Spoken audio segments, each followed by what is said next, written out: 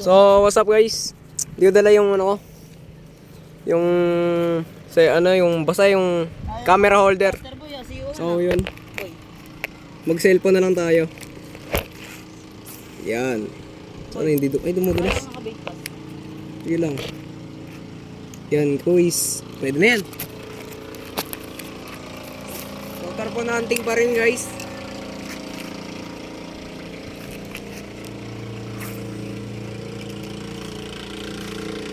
Samahan nyo kami masiro.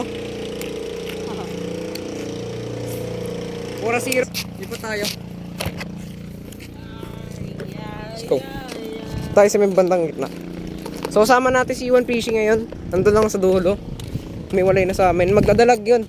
Kasi naka-bopper flapper guys eh. So sige. Putik pala dito guys. Lambot yung putik. Pag nahulog ito yan. Aray ko. Hindi yan. Ayun, magdadalag na si Iwan oh. Ayun siya guys, yung nakakulay pink. Hindi ko lang kung kita nyo. Yun oh, yung nakakulay pink. Yun.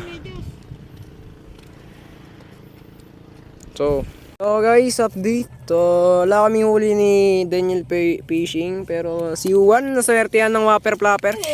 Yun oh, 1 kilong tarpon guys. Swerte niya no. Ayan. Ayan, mga 2 dangkal. Sige nga po.